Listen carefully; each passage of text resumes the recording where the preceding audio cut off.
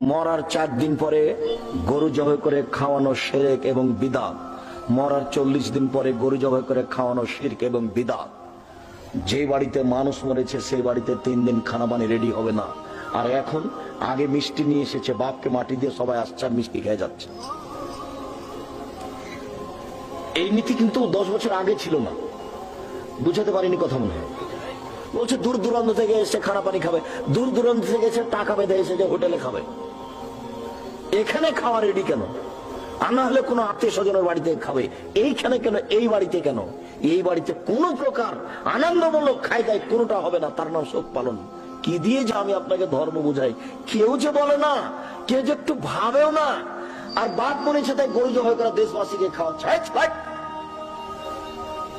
মরা মানুষের নামে যেটা মনে করা হয় সেটা সাদকা, আর সাদকা হচ্ছে মানুষের ময়লা, এটা ফকিরে খাবে, মিসকিনে